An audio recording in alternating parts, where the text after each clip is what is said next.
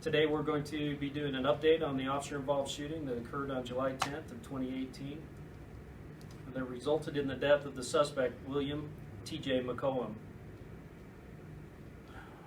This incident has been under investigation with the Wyoming Division of Criminal Investigations, or DCI, for quite some time. And the Casper Police Department appreciates DCI's hard work and the diligence that they do for communities across this state as they undertake these complex and difficult investigations. The involved officer, Officer Craig Burns, a 5.5-year veteran of the department, serves as a training officer for the Casper Police Department and also serves as a public information officer as needed. Prior to this incident, Officer Burns has never been involved in an incident resulting in the death of a suspect. Events such as these are troubling for a community, and they can have a profound impact on all those who are involved. The Casper Police Department maintains its commitment to transparency, and as such, we are releasing police in-car videos capturing portions of the incident at this time. We will be showing portions of the in-car videos characterizing the nature of the attempts to stop Mr. McCollum shortly after he fled the scene of the initial event in an apartment complex on the east side of Casper.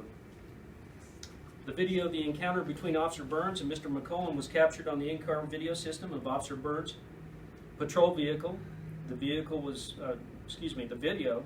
was captured by the proprietary fail-safe technology of the camera system's manufacturer. For this reason, there is no audio recording of that aspect of the event. The video captures the event from a very close distance, and due to a very narrow available field of view, not all of the events occur within the angle of view of the camera. The Casper Police Department's internal investigation process for this complicated event is still ongoing and will take quite some time for us to complete. For this reason, Officer Burns remains at this time on restricted duty status. The release of information today is intended only to be a preliminary summary based solely upon my personal perceptions of the information available to me at this time, and does not represent the facts or conclusions of the investigation, nor the informed opinion of any review by the Casper Police Department. Despite the preliminary nature of this release, the Casper Police Department believes the release of this video will provide greater clarification to our citizens on the events that led to the death of the suspect, William T.J. McCollum. Based upon the information available to me, derived from police dispatch and video records, the following timeline of events depicts the chain of events that led to the encounter with Mr. McCollum. On July 10th of 2018, at 5:39 in the morning and 41 seconds, we received our first initial call. The call came into dispatch reporting a weapon offense at an apartment complex on the east side of the city. The caller reported that a male had pulled a gun on him and his friends. The caller reported the male suspect to still be in the apartment and that one or more persons were still inside the apartment with the suspect. At the time they were receiving that call, the dispatchers concluded that the caller was actively fleeing on foot from the apartment even as he spoke to the dispatchers. At 5:42, another caller informed dispatch that the subject was named T.J. McCollum, that he had a gun, and that people were still inside the apartment with him. This caller reported that TJ had entered the apartment, freaked out, and had pulled the gun.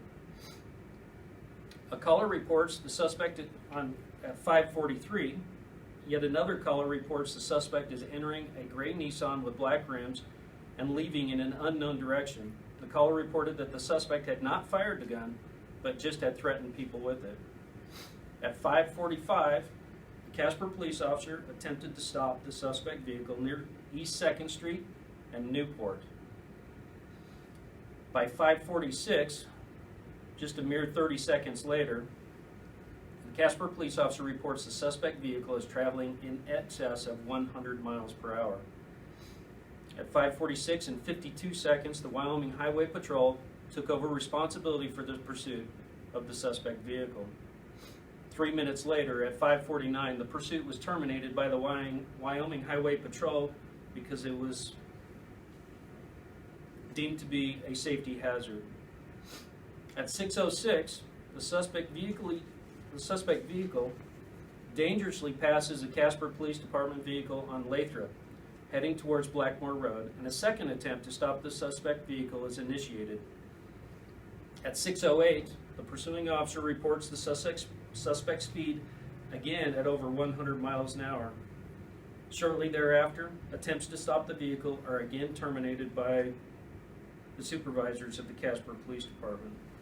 At 6:12, a completely unrelated officer in a different part of town observes the vehicle, and the suspect vehicle passes a Casper police vehicle westbound on Beverly at 4th Street.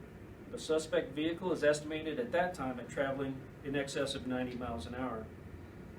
At 6:17, a Casper police sergeant who was on scene at the apartment, at the scene of the original call, confirmed that the suspect is believed to have committed an aggravated assault and an attempted strangulation.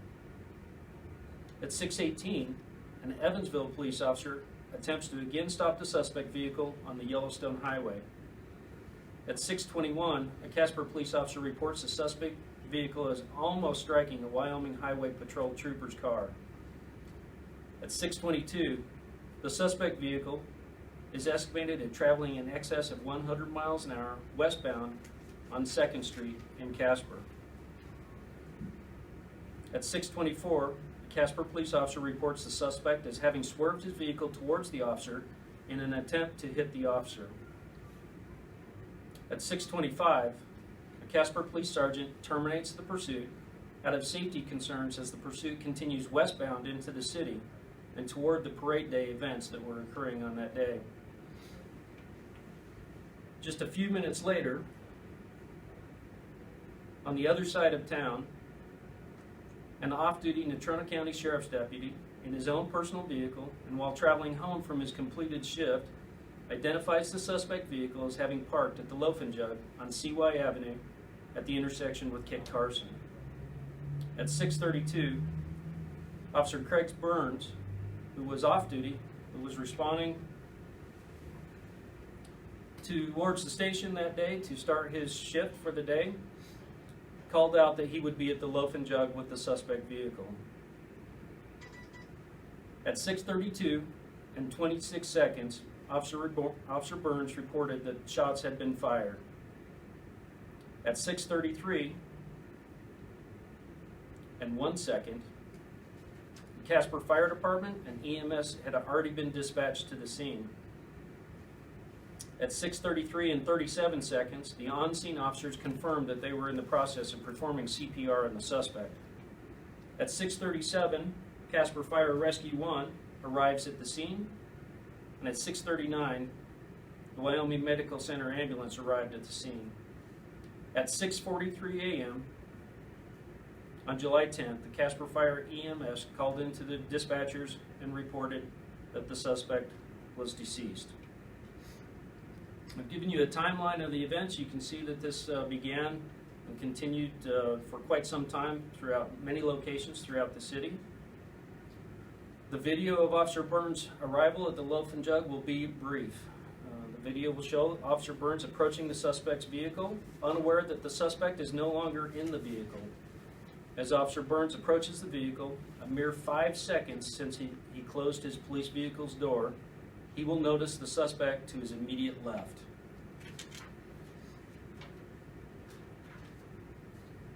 Reacting to the suspect's actions, Officer Burns will fire his weapon at 6 seconds after closing his door. He will immediately begin to retreat, firing his weapon as he retreats, with all shots being fired within 3 seconds after the initial shot. Although events such as this are tragic for all involved, this incident is an accurate example of the difficult challenge faced by our community's police officers. We, the community, call upon our officers to make split-second decisions in the middle of chaos and with little to no background information. Those decisions made in only a few seconds are then heavily scrutinized by those who would then pronounce judgment on what should or should not have been done, and always from the comfort of complete safety, with the benefit of hindsight, utilizing the luxury of replay and freeze frame abilities, rewind, and the opportunity to consult with others before forming an opinion.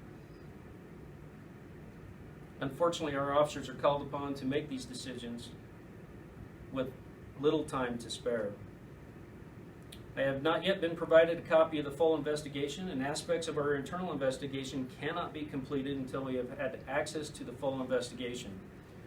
Despite this, based upon the information currently available to me, it is my opinion that Officer Burns responded to an armed, dangerous suspect with calm professionalism. Every indication indicates that his actions were within the policies of the Casper Police Department. It is also my opinion that he acted in accordance with the best practices of the police profession and consistent with the laws of the state of Wyoming and the United States, as well as within the expectations of our state and federal constitution. I express our empathy for the family and friends of William T.J. McCollum, as I also do for the officers involved in this tragic incident, along with their families and their friends. The specter of law enforcement's position on the front line of our community's response to mental health issues continues to occupy a vast percentage of our resources. Between July 1st of 2017 and June 30th of 2018, the Casper Police Department responded to hundreds of persons suffering from a mental health crisis. During that time period, 468 times our officers successfully de-escalated these dangerous calls. In nearly all cases, the incidents were resolved peacefully, with the person in crisis being transported for medical health treatment rather than criminal charges. I am immensely proud of the compassionate and patient actions of our officers during these difficult and complex events. Without question, many lives have been saved through the noble actions of our officers here in our community, and they have done so all without notice, without fanfare, and without awards. As a community, we need to do more to give people the help they need before the police-involved crisis occurs. Those that recognize their loved one, friend, or an acquaintance as being suffering from mental illness should reach out to mental health providers and the police prior to the crisis that ends in tragedy. Last week I met with the immediate family of William T.J. McCollum and provided them the opportunity to see this video prior to being released to the press, because it was the humane and compassionate thing to do. We extend our thoughts to them as they continue the grieving process, and it's not our intent to cause them additional pain. However, it is important for the community to understand these events as they have occurred. I'll now begin to show some videos. These will just be a sampling of a collection of videos from the pursuits. Shortly thereafter, it will show Officer Burns arriving at the scene, and you will see without question how fast these incidents can occur, how fast things can turn on the officer. With that in mind, we'll start the video. Do we know what the status of the DCI investigation is? It's my belief that the DCI investigation is complete and nearly ready to be delivered. I anticipate at any time that I will receive a copy of the DCI investigation.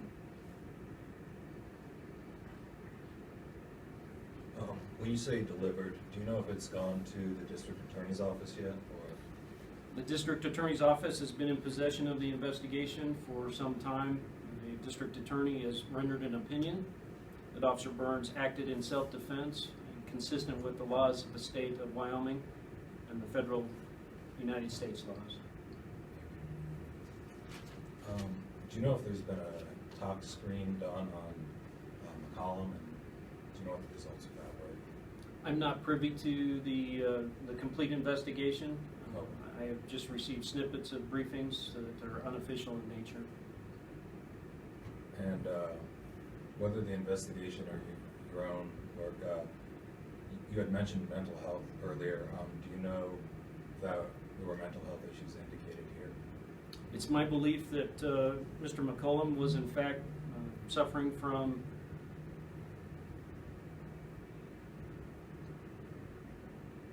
crisis and things that were driving him, motivators that may have had an influence in this. It is not my intent to disparage Mr. McCollum, but it is my belief that mental health, as is often the case, and has repeatedly reared its head here in our community recently, that mental health does play a role in this incident. Do we know if the suspect, when the police arrived at the Loafing Jug, was he exiting the Loafing Jug? Was he kind of just hanging outside the Loafing Jug? Do we know anything about exactly where he was or what he was doing at the Loafing Jug? Unbeknownst to the Casper police officer, the suspect was inside the Loafing Jug, and and had just exited the building just as the officer was pulling up. The suspect was coming around the corner of the building and was not visible to the officer at all until the officer realized that he was there. However, there was a Natrona County Sheriff's deputy who had eyes on the suspect and was dutifully trying to warn the Casper police officer that he's there and he's coming around the corner. Was there any security footage taken inside the convenience store or outside that might show the event from another angle? There's no video footage of this from any angle whatsoever. It's my understanding that DCI did a very thorough investigation of all of the neighboring residences and businesses, and there is no video footage of the complete encounter, simply what's on Officer Burns' vehicle.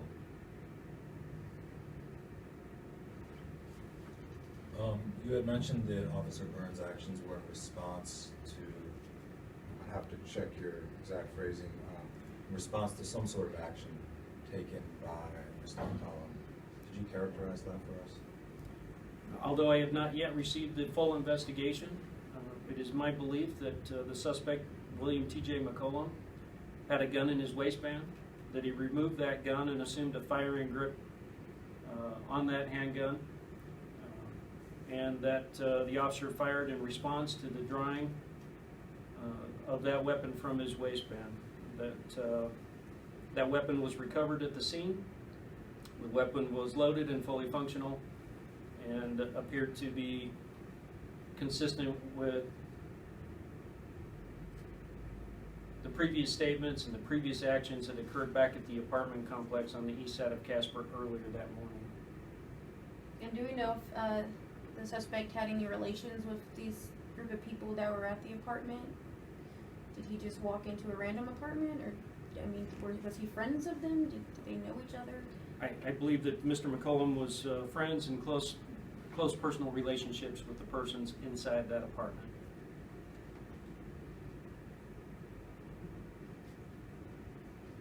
Any other questions? Again, we want to thank the media for helping us in our mission to be transparent for the citizens of the city of Casper. We understand that these are very traumatic events. Our empathy goes out to the McCollum family, also to the officers that were involved with this.